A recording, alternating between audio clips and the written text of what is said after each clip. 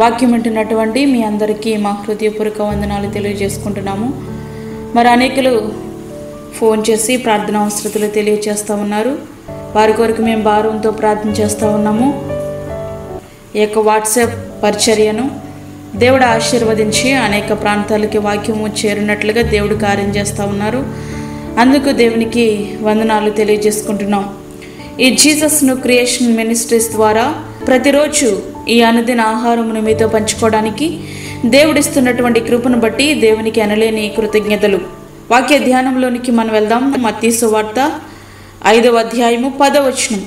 నీతి నిమిత్తము హింసింపబడవారు ధన్యులు, పరలోక రాజ్యము వారిది. యేసు ప్రభు వారు కొండ మీద చేసిన ధన్యతల ప్రసంగం ఇది.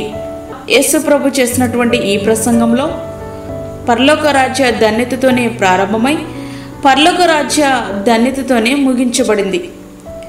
ఆత్మ విషయమై దీనులైన వారు ధన్యులు, పరలోక రాజ్యము వారిది. నీతి నిమిత్తము హింసింపబడవారు ధన్యులు, పరలోక రాజ్యము వారిది. అంటే నిజమైన ఆశీర్వాదము లేదా నిజమైన ధన్యత అంటే ఏమిటి? పరలోక రాజ్యాన్ని స్వతంత్రించుకోవడమే. నేడు ప్రపంచం పాపముతో నిండిపోయింది, ద్వేషముతో నిండిపోయింది. పాపములో ఉన్న వారికి నీతి న్యాయములతో పని ఏముంది?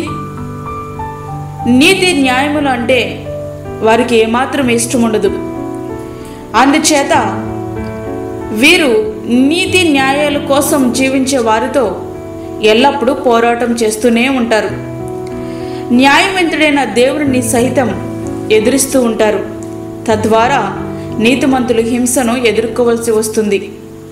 సజీవ దహనాలు, ఊరి వేతనాలు, ఇట్లా లెక్కలేనన్ని హింసలు మనం కొన్నిసార్లు చూస్తే మన శరీరం జలధరించేలా శిక్షలు వేస్తున్నప్పుడు ఎంతో బాధాకరమైనటువంటి పరిస్థితికి వస్తూ ఉంటుంది. మనిషి మెడ ఒక్క కత్తివేటుతో తెగి క్రిందపడి బంతుల్లా ఎగురుతూ ఉన్నాయి. నీతిమంతులు ఆదిమ సంఘము నుండి కూడా ఇటువంటి హింసలు కొనసాగిస్తూనే ఉన్నారు. స్తెఫనుతో ప్రారంభమైన ఈ వధ నేటికి కొనసాగుతూనే ఉంది. నానాటికి ఇది ఎక్కువైపోతూ ఉంది. యేసుప్రభు శిష్యులలో యోహాను తప్ప మిగిలిన వారంతా కొరడాలతోనూ రాళ్లతోనూ కొట్టబడి చెరసాల పాలై తలక్రిందులుగా సిలివేయబడి చంపబడ్డారు. వీరు చేసిన తప్పు ఏంటి అని ఆలోచిస్తే తప్పు చేసినందుకు కాదు, తప్పు చేయవద్దని చెప్పినందుకు, నీతి కోసం వారు నిలబడినందుకు ఇటువంటి శిక్షలు వారికి తప్పలేదు. అయినప్పటికీ వీరు ఈ లోకములను ధన్యులే, పరలోక రాజ్యంలో కూడా వీరు ధన్యులే. వారి బాధలు హింసలు కొద్ది కాలమే, కానీ వారి ధన్యత స్థితి ఎంతకాలం అంటే శాశ్వత కాలం. మన జీవితానికి సార్థకత ఏదైనా ఉందంటే అది పరలోక రాజ్యంలో చేరడమే. ఆ రాజ్యము చేరాలంటే మనము హింసల గుండానే ప్రయాణం చేయాలి. అందుకే పౌలు గారు ఈ మాట అంటున్నారు, క్రీస్తు యేసునందు సద్భక్తితో బ్రతుకనుద్దేశించు వారందరూ హింస పొందుదురు. 2 తిమోతి 3వ అధ్యాయం 12వ వచనం. పరలోక రాజ్యాన్ని చేరే మార్గంలో ఎన్నో శోధనలు, ఎన్నో హింసలు, ఎన్నో బాధలు ఉంటాయి. ఎన్ని బాధలు ఎదురైనా, ఎన్ని హింసలు ఎదురైనా ఆగిపోక ఆ రాజ్యం వైపే మనం సాగిపోవాలి. ఎప్పటి వరకు అంటారా? ఆ నిత్య రాజ్యం మనం చేరేంత వరకు కూడా. దేవుని వాక్యం సెలవిచ్చబడినటువంటి రీతిగా నీతి నిమిత్తము హింసించబడవారు ధన్యులు, పరలోక రాజ్యము వారిది. నిజంగా ఆ పరలోక రాజ్యాన్ని మనం స్వతంత్రించుకుందాం. చాలామంది ఏమంటారంటే, నేను నీతిగానే జీవిస్తున్నానండి, నేను పరిశుద్ధంగానే జీవిస్తున్నాను, దేవుని కొరకే జీవిస్తున్నాను, అయినా ఎందుకు ఈ కష్టాలు, ఎందుకు ఈ బాధలు, ఎందుకు నాకు నా జీవితంలో ఇటువంటి కష్టాలు ఎదురవుతూ ఉన్నాయి అని చాలా బాధపడుతూ ఉంటారు. అందుకే నువ్వు నీతి నిమిత్తం హింసింపబడుచున్నావా? అయితే నువ్వు ధన్యుడివే, ధన్యురాలవే. పరలోక రాజ్యమే నీ సొంతమైపోద్ది. కనుక దేవుని రాజ్యం వైపు మనం చూడాలి. ఆయన రాజ్యం వైపు మన కనుదృష్టి ఎత్తాలి. అట్టి కృప ధన్యత దేవుడు మనకి అనుగ్రహించునుగాక. ఆమేన్. ప్రార్థన చేసుకుందాం.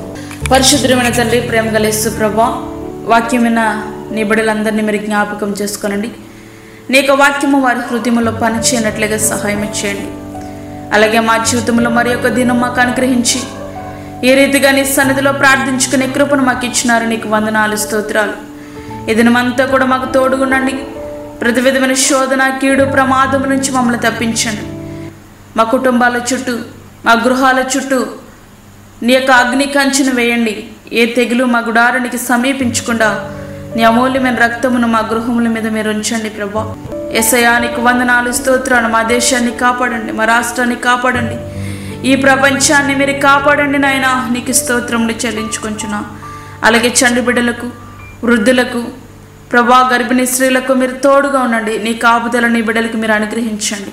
యొక్క ఉదయకాల సమయంలో నీ యొక్క ఆత్మ మాలో పని చేయనట్లుగా, ఆత్మక్రమ ప్రకారం మేము నడుచుకున్నట్లుగా కావలసిన కృపను మీరు మాకు దయచేసి మమ్మల్ని బలపరిచి మమ్మల్ని అందరినీ కూడా నీ అమూల్యమైన రక్తం కింద భద్రపరచమని యేసు పరిశుద్ధ నామమున అడిగి వేడుకుంటున్నాము తండ్రి.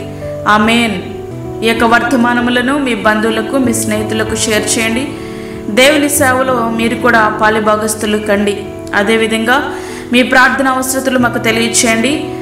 మా ఫోన్ నెంబర్ 9177377559. దేవుడు మిమ్మును, మీ కుటుంబమును దీవించునుగాక. ఆమేన్.